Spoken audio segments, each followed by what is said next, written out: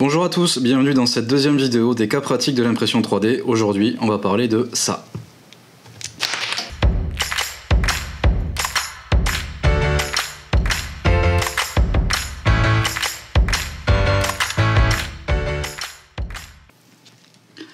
Donc tout d'abord, qu'est-ce que c'est? Il s'agit d'une pièce qu'on a reçue en deux parties, comme ceci. Et en fait, cette pièce-là, c'est une pièce qui se met dans le toit ouvrant d'une voiture, une voiture de marque Saab, qui sont des voitures qui, je ne sais pas si elles sont de collection, mais en tout cas, du moins aujourd'hui, ces voitures-là n'ont pas beaucoup de pièces détachées disponibles. Et du coup, il y a, pour le client qui nous a contacté, il y avait une possibilité qui était, je crois, de complètement déposer le toit ouvrant et de mettre un toit ouvrant générique, il me semble. Donc il fallait en gros tout changer juste pour cette pièce-là. Cette pièce-là, en fait, elle sert à évacuer les condensats ou les rebuts d'eau du toit ouvrant. C'est-à-dire que sous le toit ouvrant, il y a une petite boîte dans laquelle cette pièce-là s'enfiche par ce côté-là, à l'aide d'un joint torique qui est dans la rainure ici. Donc dans ce côté-là, ça va dans la boîte. Ici, le trop plein d'eau du toit ouvrant s'écoule. Et de l'autre côté, ce qu'on appelle l'embout cannelé, ici. En fait, sur cet embout-là, il y a un tuyau qui se met.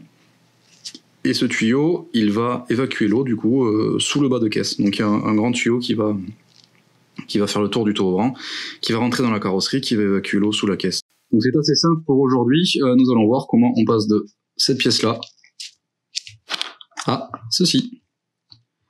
Donc on va voir la modélisation, la fabrication, et on va faire une petite conclusion pour dire un petit peu quel a été le choix du matériau, pour quelles raisons, les différents choix tactiques qui ont été faits, les choix stratégiques plutôt en termes de conception et de fabrication.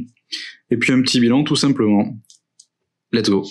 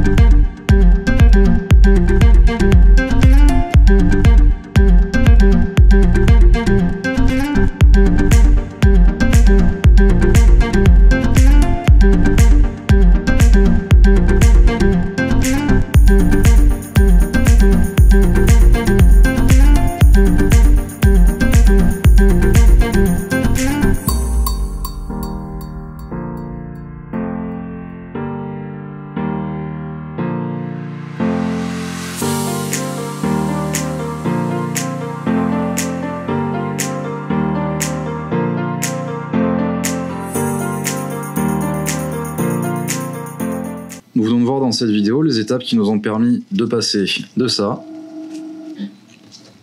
à ça. Du coup, on a même pu en fabriquer deux, une pour chaque côté du toit. Donc si on regarde la pièce d'un petit peu plus près, on voit que les cannelures ici sont quand même assez bien définies. Hop, on a une précision correcte. Dans cette partie-là, on a aussi ce qu'on appelle des tétons de fixation. Donc ça va permettre de faire une fixation par quart de tour. Donc ça va s'enficher dans un logement compatible. Et le quart de tour fera que la pièce sera fixée. D'autant plus que le joint torique qui sera présent dans cette rainure ici permettra de réaliser une compression et donc du coup de renforcer la fixation et aussi de faire l'étanchéité de la pièce. Donc il reste un dernier élément à voir, c'est le choix du matériau. Alors cette pièce-là, les contraintes qu'elle subit sont le soleil et la chaleur, puisque la pièce est située au niveau du toit ouvrant. Et la deuxième chose, c'est l'humidité, enfin le contact avec l'eau du moins, puisque elle sert à recueillir le condensat ou le trop plein d'eau situé sous le toit ouvrant. Donc de fait, on écarte déjà un candidat potentiel qui est le PLA. Pourquoi? Parce que le PLA, il a une température de transition vitreuse de l'ordre de 60 degrés. Ça veut dire que lorsqu'on est en plein soleil, on atteint déjà les 50 degrés sur des points particuliers, surtout au niveau d'une capote de toit qui souvent est de couleur sombre, donc qui va attirer encore plus les rayons du soleil. Donc déjà, pas terrible. Et dans un second temps, le PLA est un bioplastique qui est dit hydrosoluble. Ça veut dire que l'eau l'affaiblit, puisqu'elle va venir grignoter, entre guillemets, les liaisons polymériques et affaiblir le plastique. Alors chez 3D Sculpt, nous, on a déjà fait des expériences où on a trempé du PLA dans de l'eau. On l'a laissé pendant 1 mois, 2 mois, 3 mois. On a regardé un peu. Le plastique n'est pas complètement solubilisé dans l'eau, mais par contre, toutes les zones un petit peu anguleuses, comme ici, seraient fragilisées. En fait, ça favorise le délaminage, si vous voulez, des couches. Donc le PLA, mauvais candidat. Il y a du coup l'opposé qui pourrait être le nylon, c'est-à-dire le nylon qui, lui, résiste à l'humidité, résiste aux rayons UV, a une très grande résistance mécanique. Par contre, c'est un peu, comme on dit, overkill, dans le sens où bon, c'est pas une pièce qui va faire 45 000 tours minute non plus, c'est pas une pièce qui va résister à des tractions de dingue et à des efforts de dingue. En fait, il n'y a aucune pression qui passe au travers, c'est juste le fluide qui passe. Ici, il y a un tuyau qui est mis dessus, enfin il est juste bridé, il n'y a pas non plus de force. Et puis ici, c'est un joint torique et ça vient directement dans la boîte. Donc il n'y a vraiment aucun effort mécanique là-dessus. Donc utiliser du nylon, qui est une matière première plus chère, qui est un peu plus compliquée à mettre en œuvre pour la fabrication, et donc qui a un coût supérieur, bon, c'est un petit peu surdimensionné. Donc pour des raisons opposées au PLA, on le choisira pas non plus.